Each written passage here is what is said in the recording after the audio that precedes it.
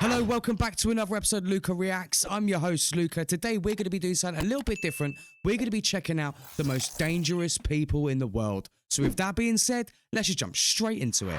Natural catastrophes such as earthquakes, volcanoes, storms, floods, and other natural calamities are not necessarily the only dangers in this world. This beat's People, nice. on the other hand, pose a serious threat to the life of others. Who knew a cute baby would grow up to be one of the world's most deadliest men?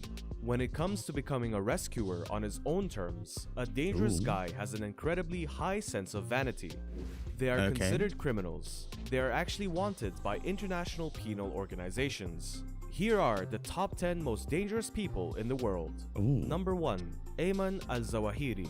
Co-founder of Al-Qaeda and current leader of the Afghan-Pakistan border, his aims and ambitions are to punish Christian and Jewish atrocities against Muslims throughout history. And I don't know about you, but I was not expecting somebody to be linked to a terrorist organization as number one. Do you know what I mean? I thought it was going to be like some sort of drug dealer or some shit, like, I don't know, like the head of MS-13 or some shit. Not this. and to control one Islamic political leadership across the Arab world.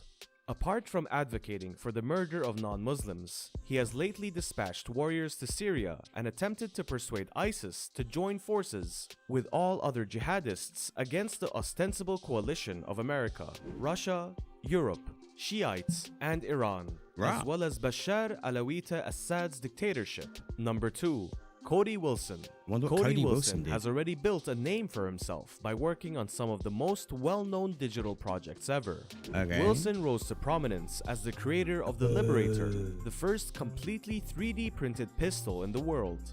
I had no idea it was one person behind the whole ghost gun thing.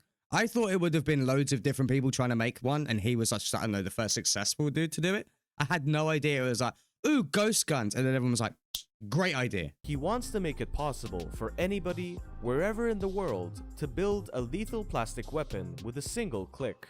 Wilson might be investigated for alleged unlawful weapons exports, and if convicted, he could face up to 7 years in jail. Is that Number it? 3. Is it me, or did you think he would get way more than fucking 7 years in jail? I thought it would have been closer to like 50 or some shit. Like, in all fairness, seeing some of the sentences people get in America seems a bit ridiculous because they're never going to be alive to fucking serve it anyway. So what's the point of giving someone up to like 300 years? Do you know what I mean? But like, he only getting 7 for that. I honestly would have thought it would have been way higher, considering, bear in mind, I have no idea what state he's from or whatever, but I genuinely would have thought that, like, I don't know, making illegal guns for one, and I don't know, making it like the ability to just 3D print it. I, for some reason, thought the US justice system would have thrown the book at him way harder than just fucking 7 years. Yasser Abdel Sayed. Sayed is a former cab driver from Egypt who is suspected of murder. He was born on January 27, 1957, and he's an FBI fugitive wanted for his alleged role in the killings of 2 adolescent children on January 1st, 2008. He was residing in Irving, Texas at the time. Sayed eluded capture for 12 years following the deadly shootings of his 2 daughters, Amina at 18 and Sarah at 17. Wait, so is he supposed to have killed his 2 daughters or killed 2 other kids? I'm confused. On January 1st, 2008, their remains were discovered in an abandoned taxi cab on the premises of the Omni Mandalay Hotel. I'm assuming he killed his Omni kids. Las Colinas Hotel in Irving, Texas. Number 4. Semyon Mogilevich. The Ukrainian-born criminal lord is thought to be the boss of bosses of the world's most powerful I've Russian seen this mafia dude on syndicates, Netflix. operating beyond borders. His main desires are money and power, and in order to obtain them, he engages in narcotics trafficking, nuclear material trade, contract killings, and international prostitution.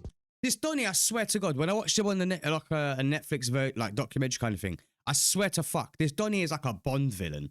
Like, he's selling nuclear warheads and submarines and shit to like the Yakuza or whatever. I swear to fuck, I've seen this guy somewhere before.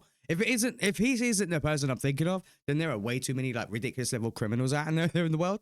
But I swear to fuck, this is the Donnie who tried to like sell someone like a nuclear warhead or a nuclear submarine or some shit and got caught, or is gonna get caught. To keep the money coming, he has set up over 100 front businesses and bank accounts in 27 different countries. He's on the FBI's wanted list for his role in a $150 million fraud scheme. Number 5. The bomb maker extraordinaire. Ibrahim al-Asiri is a Saudi fighter who also serves as Al-Main Qaida's bomb constructor. He uses PETN in explosives that X-ray machines are unable to detect. Yeah. In 2009, he is thought to have created the underwear bomb that was used in an attempt to attack a US-bound jet. Well, if they know what he uses, why not just get a fucking machine that can detect what he uses? This seems a bit dumb. His most serious crime is that he is teaching his skills to Al-Qaeda trainees, prompting the US to issue credible threat warnings in July 2014, which resulted in increased security on all direct flights. Number 6. Abu Bakr al-Baghdadi, ISIS, leader of the Islamic State of Iraq and Syria. What he wants is to build his own Islamic State or caliphate across northern Syria and eastern Iraq, and to become known as the Caliph Ibrahim, to whom all Muslims will pledge allegiance. Right. ISIS has also So he wants to be a produced dictator. 5-year expansion plan that encompasses the Middle East, the Arabian Peninsula, Northern Africa, Afghanistan, Pakistan, and India. Number 7. Oh, he wants his own like empire, like I don't know, like the British Empire or some shit. Or does he just want to be a dictator? I'm confused. Either way. I remember Joseph Kony. He was it Kony 2012 dude? Joseph Kony, former Lord's Resistance Army LRA commander. What he desires is a theocratic state based on the 10 Commandments and the alcoholic tradition. Officials from the government have accused Kony of ordering the kidnapping of children with the intent of converting them into child soldiers and sex slaves. I wonder if he's still alive. 66,000 kids are enlisted in the army. The LRA has been driven back by the United States, and many of Kony's troops have deserted him. Kony is thought to be unwell, and if the pressure to terminate the LRA and negotiate his surrender is maintained, he will be apprehended. Number 8.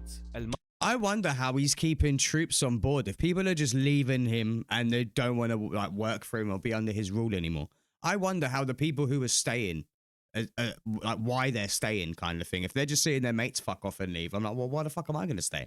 Do you know what I mean? Like, what has he got? Like either like leadership wise or whatever that makes people want to stay with him. I'm just intrigued. Mayo Ismail Zambada, Drug lord of the Sinaloa cartel. His aim is to keep his position as the leader of a multi-billion-dollar criminal enterprise. He engages in narco-trafficking in the United States and Europe, as well as money laundering and a lucrative kidnapping sideline. Such an iconic Number 9. tash. Matteo Messina Denaro Diabolic. The mafia chief wants to fix the mistakes that have been made against the poor and disadvantaged while also making a lot of money. This might be one of the reasons he's one of the most dangerous guys on the planet. Hey, he kind of looks like Don Gennaro from Gomorrah. And guess how he does it? He just joins any profitable business, such as retail complexes, food delivery companies, wind farms, and agriculture. What, he's just They a are mass so investor? large that it's difficult to tell where the budget of Western Sicily ends and his jurisdiction begins. During the early 1990s, Imagine having that he was much power. involved in a bombing campaign run by the Sicilian mafia. This resulted in the deaths of magistrates and onlookers in Sicily, Rome, and Florence, as well as 50 other people. Jeez. Number 10. Mukhtar Belmokhtar. This is Al-Qaeda crazy, bruv. affiliate Al-Murabitun is led by an Algerian jihadist. His goal is to turn Al-Qaeda into a worldwide terror organization capable of carrying out strikes across Western Europe and operating from coast to coast in Africa. Mr. Marlboro recruits foreign jihadists returning from Syria for fresh terror attacks, which are supported by the illegal tobacco trade. He is suspected of being behind the attack on an Algerian gas facility last year, in which 40 hostages were slain, as well as a recently revealed Eiffel Tower terror plot. So that's... Wait, there was a plot against the Eiffel Tower a year ago? What the fuck? How comes that wasn't in the news? Hey, oh, guys, what are you saying? What did you think of the most dangerous people in the world? Was there any people on that list that you'd heard of before or that you know more information of? I would love to hear what you're saying down below, my G's. If you enjoyed yourself, I beg, slap it with a like, subscribe if you're new, and I'll catch you in the next one. Bye, my babies. Peace.